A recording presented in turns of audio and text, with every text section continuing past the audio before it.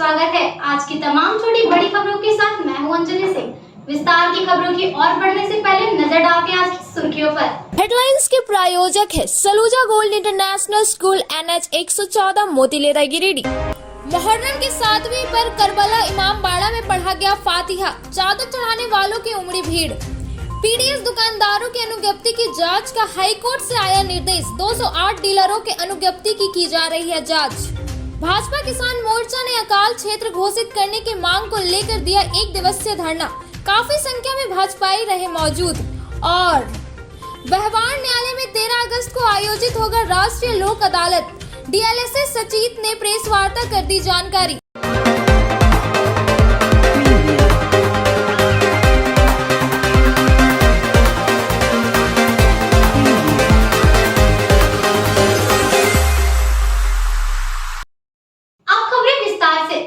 मुहर्रम पर्व की 7वीं पर करबला इमामबाड़ा में फातिहा पढ़ा गया। इस मौके पर चादर चढ़ाने वालों की भीड़ उमड़ पड़ी।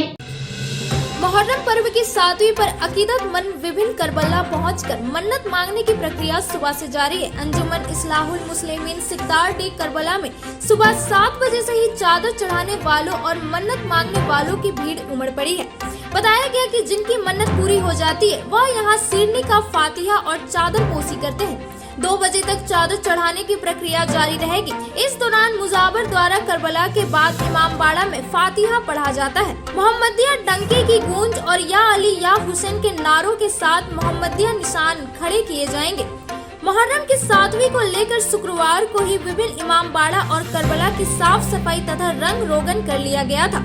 मुहर्रम पर्व को लेकर पुलिस प्रशासन भी अलर्ट मोड में है। चौक चौराहों समेत करबला के आसपास जवानों की तैनाती की गई है। सिकदार डी करबला पचंबा थाना प्रभारी सौरभ राज पहुंचे और विधि व्यवस्था की जानकारी ली। उन्होंने शांति के साथ आपसी सौहार्द और माहौल में पर्व मनाने की अपील की। वहीं मुख्य प्रतिनिधि मेहताब मिर्जा ने बताया कि सुबह से ही पूरी शांति व्यवस्था के साथ चादर चढ़ाने की प्रक्रिया चल रही है। उन्होंने कहा कि दूसरे प्रखंडों के भी लोग मन्नत मांगने और मन्नत पूरा होने पर चादर चढ़ाने के लिए पहुंचते हैं। स्थानीय मुखिया जमीला के सौजन्य से काफी व्यवस्था की गई है। मौके पर सरफराज अंसारी, जुबेर मिर्जा, मनोवर अंसारी समेत अन्य कमेटी के लोग उपस्थित हैं। आज नया साल की मुहर्रम की 7वीं तारीख है और सभी नया साल की मुबारकबाद देते हैं और सिकदार डी पंचायत के वासियों की ओर से सभी नया साल की मुबारकबाद। आज मुहर्रम की 7वीं तारीख है, जो कि मुहर्रम की 7वीं तारीख की आज के दिन में करबला में जो भी आदमी मन्नत मांगते हैं वो अपना पूरा हो जिसको हो जाता है वो अपने आते हैं चादर चढ़ाने के लिए और मुर्गा और खस्सी देते हैं। और शांतिपूर्ण से लोग बाहर से आते हैं, जैसे सिकदार डी से छोड़ के बाहर ही भी आते हैं। सिकदार डी तो रहबे करते हैं, प्लस जमुआ है, राज धनवार है, जैसे बेंगाबाद है या गांडे, बाहर से मतलब गिरिडीह जिले का आदमी आते हैं और धनबाद के भी जिला कुछ भी आदमी आते हैं, जैसे कतरास वगैरह जाते हैं। तो ये 7वीं तारीख को बहुत महत्वपूर्ण त्यौहार, जिसमें आज हम लोग का निशान भी खड़ा हो जाएगा। और ये सिलसिला 7 बजे सुबह से चल रहा है, 2 बजे तक चलेगा सिकदार डी करबला में। उसके बाद हम निशान खड़ा करेंगे बाड़ा के पास और शांतिपूर्वक से काम कर रहे हैं। और सभी अखाड़ा अंजुमन कमेटी से या फिर मुहर्रम कमेटी जो भी है, अपने सिकदार डी अंजुमन के युवा लड़का लोग भी बहुत मेहनत से अपने वॉलंटियर की निभा रहे हैं। और फिर सिकदार डी पंचायत के मुखिया की ओर से, मतलब प्रतिनिधि की ओर से सिकदार डी पंचायत वासियों के त्यौहार की मुबारकबाद देते हैं मुहर्रम की, और सभी देशवासियों को शुभकामनाएं मुहर्रम करते। पीडीएस दुकानदारों को अनुज्ञप्ति को लेकर उच्च न्यायालय में जिला आपूर्ति पदाधिकारी को जांच का निर्देश दिया। आदेश के तहत 208 डीलरों की अनुज्ञप्ति की जांच की जा रही है। वर्ष 2020 में तत्कालीन जिला आपूर्ति पदाधिकारी द्वारा 216 राशन दुकान के अनुज्ञप्ति निर्गत की गई थी। हाल के दिनों में जन वितरण दुकान अनियमितता के संबंध में कमेटी बनाकर सभी 216 पीडीएस दुकानों की जांच की गई थी। जांच के दौरान 208 पीडीएस दुकानों के लाइसेंस में हस्ताक्षर तिथि अंकित नहीं रहने समेत अन्य कई त्रुटि पाए जाने पर अवैध माना गया था, जिसके बाद आक्रोशित डीलर में धनवार के मां चंचालिनी स्वयं सहायता समूह अविनाश राय समेत 14 डीलरों ने हाई कोर्ट में इस मामले को लेकर केस दर्ज कर दिया, जिसके बाद हाई कोर्ट द्वारा जिले के जिला आपूर्ति पदाधिकारी को निर्देश दिया गया कि अनुज्ञप्ति को बहाल रखते हुए वर्तमान परिप्रेक्ष्य में अवैध पाए गए सभी 208 डीलरों की अनुज्ञप्ति की जांच बिना भेदभाव के निष्पक्ष रूप से करके जांच प्रतिवेदन में कमियां पाई जाती है उसके विरोध कार्रवाई की जाए। इसको लेकर हाई कोर्ट के निर्देशानुसार जिला आपूर्ति विभाग पूरी तरह से रेस में आ गई है। खुद जिला आपूर्ति पदाधिकारी वरीय कर्मचारियों के साथ एक एक कर सभी अवैध पाए गए जन वितरण दुकान अनुज्ञप्ति की जांच की जा रही है। इस दौरान जो भी कमियां जांच के दौरान पाई जा रही है उसे पीडीएस संचालकों को दिखा दिया जा रहा है। इस बाबत डीएसओ ने बताया कि हाई कोर्ट के निर्देशानुसार अवैध पाए गए दुकानों की जांच की जा रही है। जांच प्रक्रिया जारी है, जिसके बाद आगे की कार्रवाई की जाएगी। गिरिडीह प्रखंड में जन वितरण दुकान में अनियमितता के संबंध में विभाग से एक जांच हुआ था कमेटी बना के, जिसमें 216 दुकान का जांच किया गया था, जिसमें 208 दुकानों को अवैध पाया गया था। उसके आलोक में मां चंचलानी स्वयं सहायता समूह धनवार और अविनाश राय के द्वारा हाईकोर्ट में रिट डाला गया था, जिसको अनुज्ञप्ति को बहाल रखने के लिए आदेश दिया गया था। इसके आलोक में हाईकोर्ट ने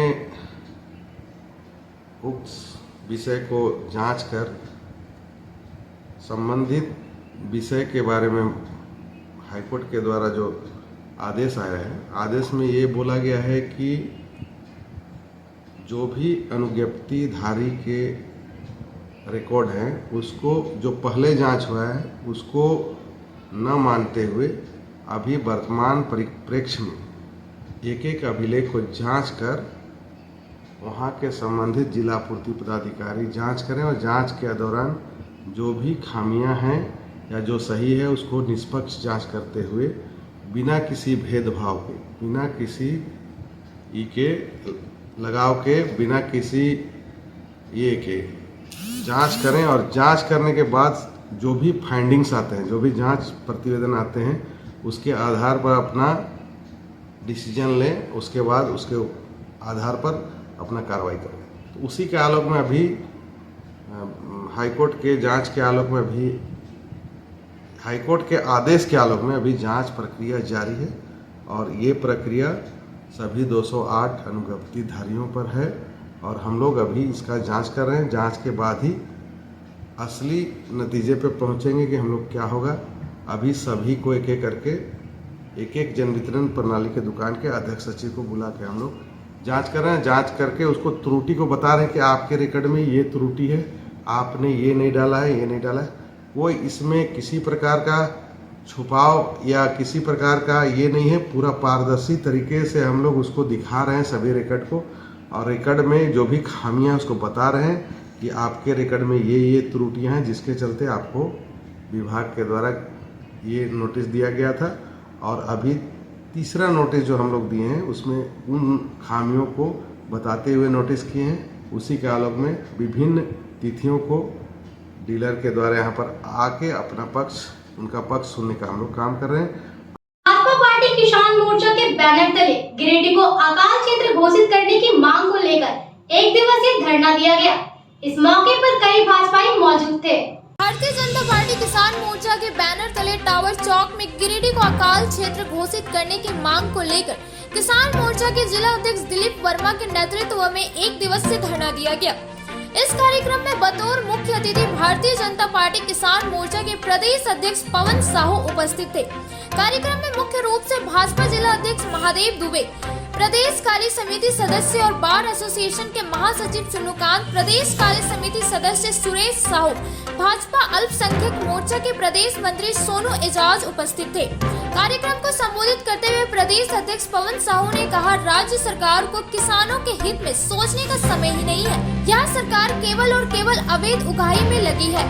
सरकार क्षेत्र को सुखाड़ अकाल घोषित करने के लिए अभी भी 15 तारीख का इंतजार कर रही है, जबकि सरकार को अभी तुरंत अकाल घोषित कर देना चाहिए और किसानों को अतिरिक्त सहायता देनी चाहिए। धरना को संबोधित करते हुए जिला अध्यक्ष दिलीप वर्मा ने कहा, यह सरकार किसानों के संयम का परीक्षा न ले, अन्यथा किसान उग्र रूप लेने को मजबूर होंगे। सरकार को किसानों को प्रति एकड़ 25,000 मुआवजा देना चाहिए।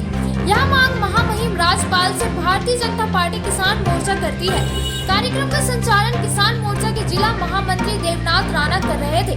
कार्यक्रम में मुख्य रूप से किसान मोर्चा के उपाध्यक्ष अनूप सिन्हा, किसान मोर्चा के मंत्री प्रकाश चंद्र मिश्रा, किसान मोर्चा के जिला प्रभारी संजीव मिश्रा, किसान मोर्चा के मंडल अध्यक्ष, मंडल महामंत्री और काफी संख्या में किसान मौजूद थे।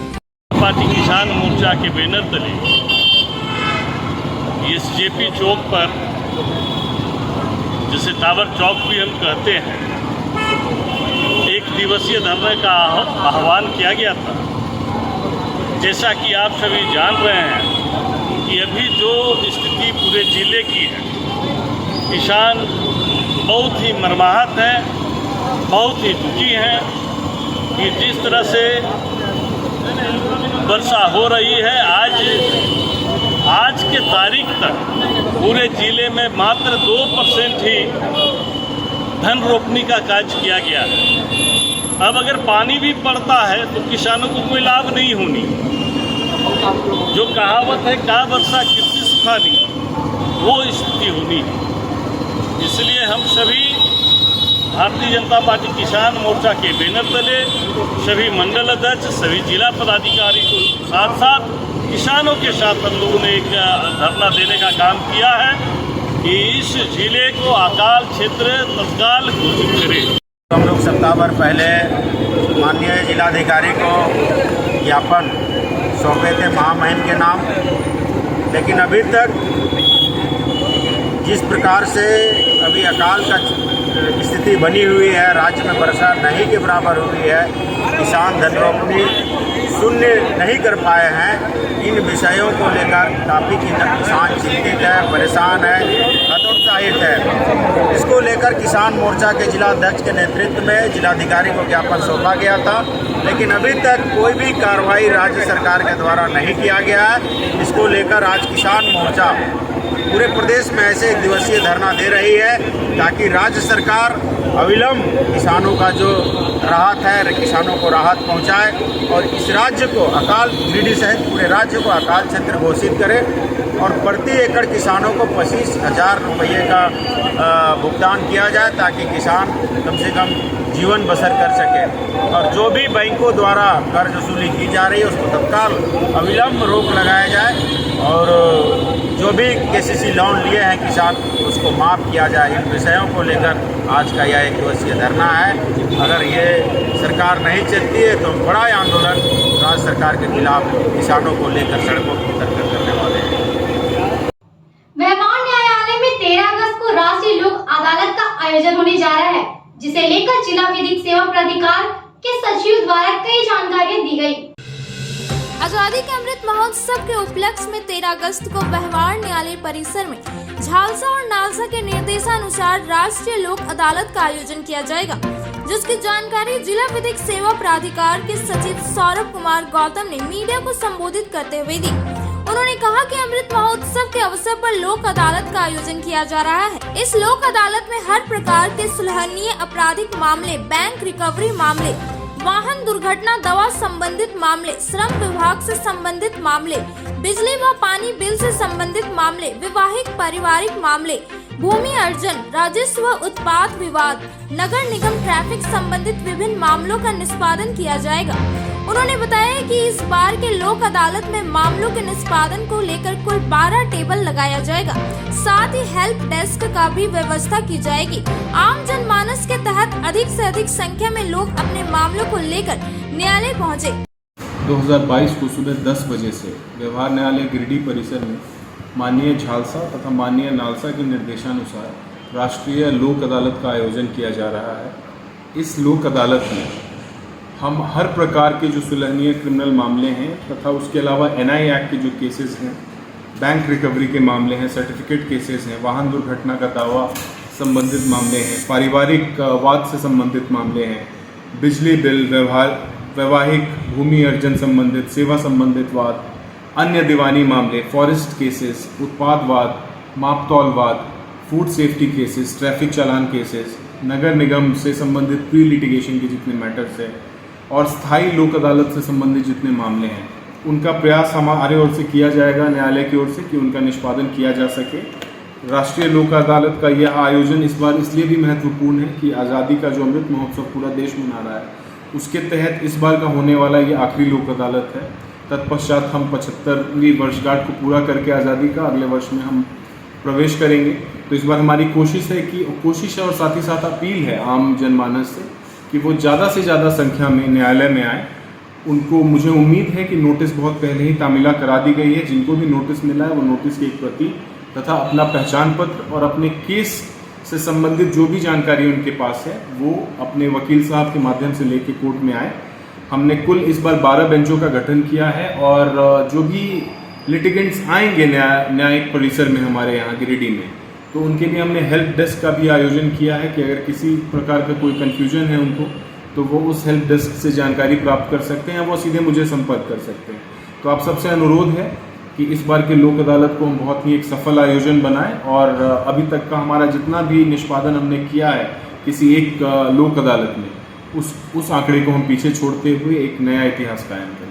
आप सबसे अनुरोध है कि आप 13 तारीख को आपसे संबंधित जो भी मामले हैं, सुलहनीय मामले हैं, उनके निष्पादन हेतु आप जरूर न्यायिक परिसर में आए तथा इस इवेंट को एक मेगा सक्सेस बनाएं। धन्यवाद। अब वक्त हो चला है छोटे से ब्रेक का। ब्रेक के बाद जल्द लौटते हैं कुछ और खबरों के साथ। उत्कृष्ट शिक्षा, अद्भुत वातावरण, भव्य इमारत और हर क्षेत्र में उपलब्धियों की एक लंबी सूची।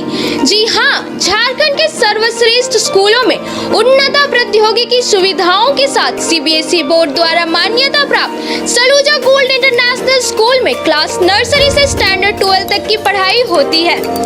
इस विद्यालय में highly qualified and professional teacher, top quality education, very cool environment, Apple education program, modern science lab, math lab, robotics lab, suited out zone, computer classes, music classes, boarding and green campus, rich library, art in class, swimming classes, large playground for school, top classes, auditorium for cultural activity, साथ ही day boarding and hostel ultra modern facility. School के निदेशक जोरावर सिंह सलूजा की कुशल प्रबंधन व principal Nita दास के मार्गदर्शन से यहाँ के छात्रों का बहुमुखी विकास हो रहा है। क्वालिटी एजुकेशन वाले विद्यालय में क्लास नर्सरी से 12 तक का नामांकन प्रारंभ हो गया है, तो आप अपने नन्हे मुन्ने प्यारे बच्चों का उच्च स्तरीय परिवेश में फलने फूलने का मौका दें। हमारा पता है Saluja gold international school, NH 114, Motileda, Giridih. 19 वर्षों से धनबाद सहित कई जिलों में अपनी सेवा देता आ रहा धनबाद का सुप्रसिद्ध nursing home Sarvamangala nursing home. Sarvamangala nursing home की सीएमओ डॉक्टर सर्वमंगला प्रसाद के कुशल नेतृत्व में नर्सिंग होम संचालित है। डॉक्टर सर्वमंगला प्रसाद स्त्री एवं प्रसूति रोग विशेषज्ञ सहित नर्सिंग होम के कई अन्य रोगों के विशेषज्ञ डॉक्टरों द्वारा मरीजों का इलाज किया जाता है। इस नर्सिंग होम में आयुष्मान भारत योजना के तहत मरीजों को इलाज की सुविधा दी जा रही है। इस योजना के तहत आयुष्मान परिवार को 5 लाख तक का मुफ्त स्वास्थ्य बीमा दिया जा रहा है। यहाँ आने वाले मरीजों के लिए नर्सिंग होम कैंपस में ही सभी तरह की सुविधाएं जैसे जांच की सुविधा, कैंटीन की सुविधा सहित और भी कई सुविधाएं उपलब्ध है।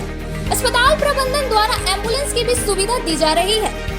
एक बार अवश्य पधारें। नर्सिंग होम का पता सर्वमंगला नर्सिंग होम, मेमको मोड़ निकट हवाई अड्डा, धनबाद। श्री विश्वनाथ नर्सिंग होम गिरिडीह का मल्टी स्पेशलिटी हॉस्पिटल है। इस हॉस्पिटल में doctor SK Dokania general surgery एवं लैप्रोस्कोपी, यूरोलॉजी, स्त्री रोग, हड्डी रोग विशेषज्ञ, doctor Neeraj Dokania general and laparoscopy surgeon एवं senior resident depart urology, Apollo hospital Mumbai के द्वारा मरीजों का इलाज किया जाता है।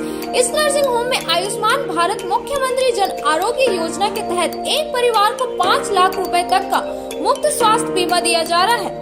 इस योजना के तहत श्री विश्वनाथ नर्सिंग होम में इलाज की सुविधा उपलब्ध है। इस नर्सिंग होम में आईसीयू की सुविधा भी उपलब्ध है। यहाँ मलेरिया, टाइफाइड, प्रसव, हाइड्रोसिल, हर्निया, अपेंडिक्स, बवासीर, गोल्ड ब्लैडर, स्टोन, पेट का कैंसर, किडनी का पथरी, बच्चेदानी का ऑपरेशन यानी कि सभी तरह का इलाज और ऑपरेशन किया जाता है। इसके अलावा यहाँ बंध्याकरण का ऑपरेशन मुफ्त में किया जाता है एवं लाभुकों को 1000 रुपए और सहिया को 200 रुपए का भुगतान बैंक अकाउंट के माध्यम से किया जाता है। नर्सिंग होम का पता Shri Vishwanath nursing home, Baramsia, Magarpur, Savera road, Giridih college road, railway bridge के समीप स्थित पावित्री हॉस्पिटल जिले भर में लोगों को बेहतर चिकित्सीय सेवा प्रदान कर रही है। यहाँ गिरिडीह के जाने माने प्रसिद्ध व अनुभवी हड्डी व नस रोग के विशेषज्ञ डॉक्टर रितेश सिन्हा की निगरानी में हड्डी फ्रैक्चर, नस रोग आदि का बेहतर इलाज किया जाता है। तो हमारा पता याद रखें, Pavitri hospital, college road, railway bridge के समीप, सीओडी, गिरिडीह।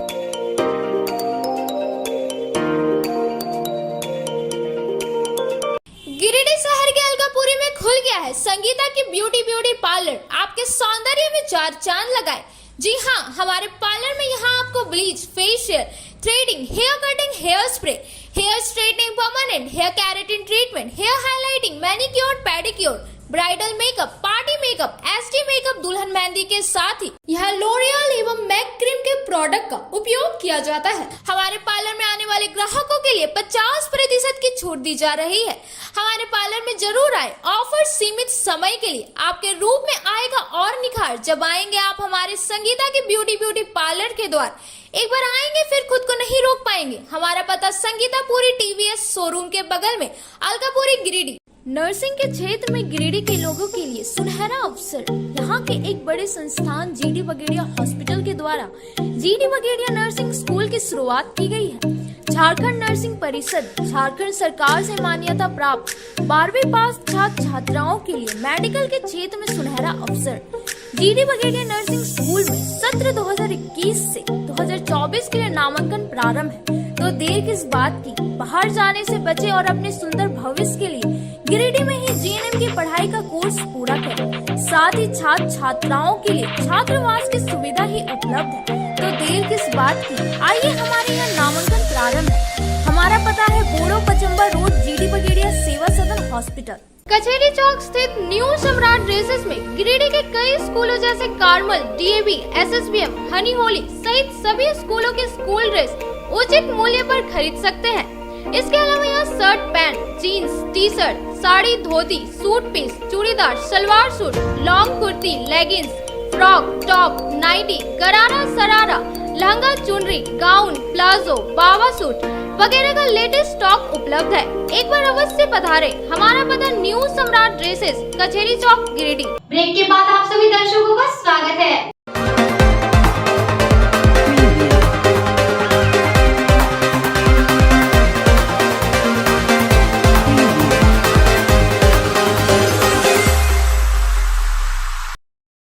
भंडारीडीह में सड़क और नाली निर्माण कार्य को लेकर ठेकेदार द्वारा लापरवाही बरती जा रही है।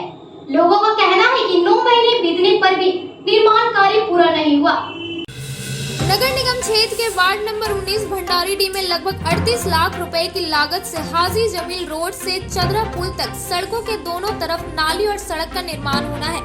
बताया गया कि नगर निगम द्वारा सड़क और नाली का निर्माण कराया जा रहा है, लेकिन संवेदक के द्वारा मनमानी ढंग से काम किया जा रहा है। मोहल्ले वासियों का कहना है 9 महीने से ठेकेदार RK राय द्वारा कार्य कराया जा रहा है, लेकिन अभी तक निर्माण कार्य पूरा नहीं हुआ है। मोहल्ले वासियों का कहना है कि लगातार ठेकेदार द्वारा काम कभी नहीं करवाया जाता है। 2-3 दिन काम कराने के बाद हफ्ते भर तक काम बंद रख देते हैं। लोगों के घर के सामने खुला नाली छोड़कर रख दिया गया है, जिसके कारण लोगों को काफी दिक्कतों का सामना करना पड़ रहा है। खुले नाली होने के कारण बच्चों के नाली में गिरने की भी संभावना बढ़ गई है। स्थानीय लोगों का कहना है कि नाली निर्माण कार्य में देर होने से यह एक प्रकार का मौत का कुआं बन गया है।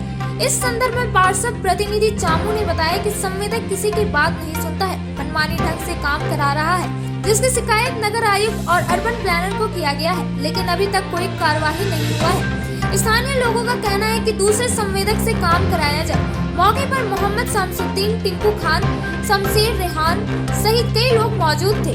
ये है कि 9 महीना पहले यहाँ रोड और नाली का हमें योजना मिला था, जो ठेकेदार RK राय के द्वारा से यहाँ ठीका का काम हो रहा था, जिसमें ना अभी तक नाली बना है और ना ही रोड बना है। और नाली जो बना है ऐसा यानी तकलीफ है पब्लिक को, इतना डिमांड और इतना हमारे साथ परेशानी और बटन हो रहा है कि जिसके दरवाजा पास तो छोड़ के और ये नाली बना रहा है। एक महीना नहीं आता, एक हफ्ता नहीं आता, इतना डिले काम का साल भर लगा दिया, जबकि 3 महीना का ही काम था हार्डली। और उसके बाद पब्लिक टोटल परेशान होकर हमको ये नहीं बोल रहा कि आप वार्ड पार्षद कैसा, आप कौन ठेकेदार से करा रहे हैं, क्या करा रहे हैं, नगर निगम क्या कर रहा है, ये सब बोलते बोलते डेली यानी हम परेशान हो गए। मैडम को भी बोले, मंजूर सर को बोले, जितना अधिकारी है सबको बोले कि ऐसा ऐसा मैटर है। तो क्या कारण है जो काम बंद? अब हम तो कारण के लिए नहीं बता सकते हैं कि कारण क्या है। हम तो कहेंगे नगर आयुक्त से कि यानी आप एगो नोटिस कीजिए, उसका यानी ठेकेदारी को रद्द कीजिए, ऐसा आदमी को चिन्हित करके इसको हटाया जाए और इस आदमी को काम नहीं दिया जाए। उससे पब्लिक हमारा बनेगा क्या, बिगड़ेगा। तो मैडम को इसकी सूचना दी है आप? हाँ, मैडम को सूचना दिए हैं। क्या कहा गया? वो बोले कि ठीक है, उनको नोटिस हम कर रहे हैं, तो काम नहीं लगाएगा नोटिस हम कर रहे हैं। क्या मांग और करते बहुत हैं? जल्दी। हाँ, क्या मांग करते हैं? हमारा मांग यही था कि उनको यानी रद्द किया जाए।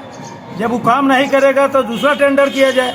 जो काम हुआ है इससे आप संतुष्ट हैं? नहीं, कैसा काम अभी होबे नहीं किया, संतुष्ट क्या हम? जो बना है किस पे? वो बना है सो यानी छोड़ दिए, उस तक का हम संतुष्ट। जब पूरा बनबे नहीं किया, 9 महीना दिन लगा दिया, एक एक घर से हमको लड़ाई हो गया, उलझन हो गया।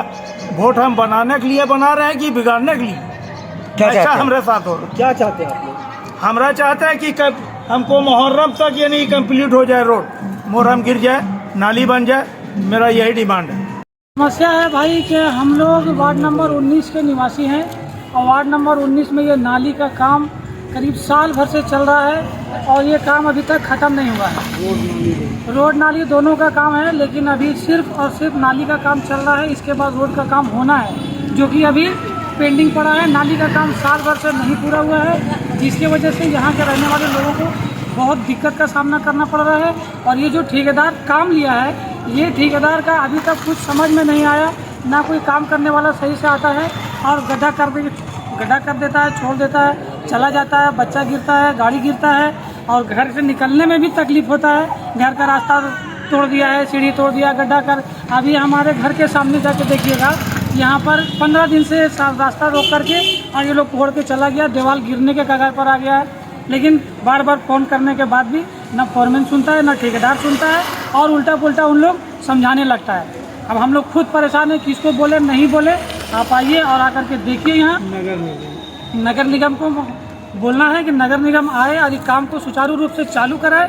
काम खत्म के कगार पर है, उसके बावजूद भी 15 दिन से यहाँ पे गड्ढा करके छोड़ दिया है, न कोई भी पूछने नहीं आता है। आप देखिए, अभी 1 हफ्ता पहले का बात है, यहाँ हमारे घर के बगल में दुकान है, मिस्टर दुकान, उसका बच्चा 2 बार नाली में गिर चुका है। इधर से गाड़ी आता है गली से, वो भी रास्ता पूरा ब्लॉक कर दिया है। और काम तो ऐसा है भाई कि ये आपका एक भी काम सही नहीं है। कहीं ऊंचा है, कहीं नीचा है, कहीं गड्ढा है, कहीं मोटा है, कहीं पतला है, कभी काम नहीं देता। इसीलिए ये काम को आकर के नगर पालिका को देखने की ज़रूरत है। ये काम कैसा हो रहा है। हमारे लोग के हिसाब से ये काम एकदम बेकार काम हो रहा है। काम का कोई मतलब नहीं है, सिर्फ ये काम दिखा करके और चला जा रहा है। क्या समस्या है? 19 नंबर वार्ड में जो नाली का काम हुआ है, बड़ा दुख के साथ कहा जाता है कि नाली और रोड का जो निर्माण होता है, यही के लोकल लोग उसको बनाते हैं, लेकिन इस तरह से बनाते हैं कि हफ्ता महीने भर के अंदर वो ख़त्म हो जाता है। नाली में बच्चे गिरते रहते हैं, रोड में एक्सीडेंट होते रहता है। तो इसकी जिम्मेदारी किसकी? इसकी जिम्मेदारी उन लोगों पे होती है जो समाज के जिम्मेदार बनते हैं, समाज के ठेकेदार बनते हैं और सरकार के द्वारा दिए हुए मानदेय और पैसा जो दिया जाता है उसमें से कुछ पैसे लगा के बहुत बेकार काम करते हैं, जिससे सारे समाज के लोगों को परेशानी का सामना करना पड़ता है। इसलिए मैं अनुरोध करता हूँ उन भाइयों से भी जिन्होंने इसका ठेका लिया है कि कृपया करके कम से कम आप ऐसा काम करें जिससे जान माल लोगों की क्षति ना हो, लोगों को हिफाजत हो, लोग आपको दुआ भी देंगे। इसलिए आपसे और नगर पालिका के तमाम पदाधिकारियों से ये अनुरोध है कि आप ऐसे लोगों पर संज्ञान लें और उन पर तुरंत कार्रवाई करें और उनको भुगतान करने के लिए कहें, जिनके वजह से किसी बच्चे का एक्सीडेंट होता है या रोड पर कोई आदमी क्षति होते हैं। उसका जितना खर्च होगा, तो जो लोगों ने इस रोड को या नाली का निर्माण कराया उसके ऊपर ये सारी जिम्मेदारी बनती है। इसलिए मैं एक बार फिर से पुनः अधिवक्ता साजिद महमूद नगर पालिका के तमाम पदाधिकारियों से अनुरोध करता हूँ कि इस पर संज्ञान लें और त्वरित कार्य करें। धन्यवाद। दिल्ली पब्लिक स्कूल में रक्षाबंधन के शुभ अवसर पर राखी प्रतियोगिता का आयोजन किया गया। इसमें बच्चों ने बढ़ चढ़कर हिस्सा लिया। दिल्ली पब्लिक स्कूल गिरिडीह के प्रांगण में रक्षाबंधन त्योहार के शुभ अवसर पर राखी प्रतियोगिता का आयोजन किया गया। नर्सरी से कक्षा तृतीय के बच्चों और बच्चियों ने एक दूसरे के कलाई पर राखी बांधकर आपसी भाई बहन के प्रेम भावना को जागृत किया, जिसके साथ ही बच्चों और बच्चियों ने एक दूसरे को टॉफी बांटकर प्रशंसा व्यक्त की। कक्षा तृतीय से कक्षा 10वीं के छात्र छात्राओं ने राखी निर्माण एवं थाली सजावट प्रतियोगिता में भाग लिया। छात्राओं ने एक से बढ़कर एक उच्च कोटि की राखी का निर्माण किया। छात्रों ने राखी निर्माण में छात्राओं की बढ़ चढ़कर सहयोग किया। इस प्रतियोगिता को अलग अलग ग्रुप में बांटकर प्रदर्शित किया गया। इसी ग्रुप के द्वारा बच्चों ने थाली सजावट प्रतियोगिता में भाग लिया, जिसमें रंग बिरंगे विभिन्न आकृतियों की थाली की सजावट का प्रदर्शन किया गया।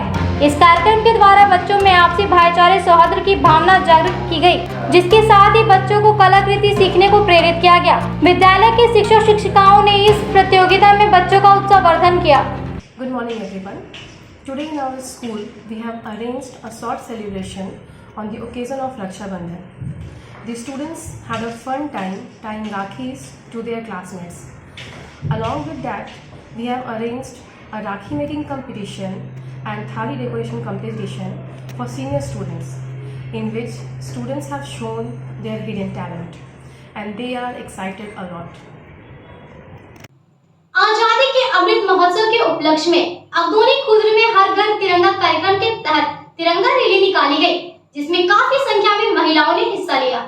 आजादी के अमृत महोत्सव के उपलक्ष्य में हर घर तिरंगा कार्यक्रम के तहत अगदोनी खुर्द आजीविका महिला ग्राम संगठन के सभी सदस्यों ने हर घर तिरंगा रैली में भाग लिया, जिसमें सक्रिय महिला शीला देवी और अनीता देवी और समूह के सभी सखी दीदी इस रैली में शामिल हुई। क्या चीज को लेकर आज रैली निकाला जा रहा है? आज हम लोग जो है ना ये रैली निकाले, हम लोग जो सखी मंडल के द्वारा जो है ना ये रैली आज निकाला गया है हम लोगों का।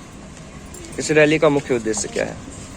इस रैली का मुख्य आदेश है, जैसे कि हम लोग का ऊपर से जिला से ही ये आदेश है कि घर घर में तिरंगा लहराना है। इसीलिए आप लोग जितनी महिलाएं हैं सबने ये सखी मंडल के द्वारा जितने सारी महिलाएं हम लोग अपना जो है ये तिरंगा को लेते हुए हम लोग अपना रैली निकालेंगे। पीरतार थाना परिसर में मुहर्रम को लेकर शांति समिति बैठक आयोजित हुई। बैठक में आपसी भाईचारा बनाए रखने की अपील की गई।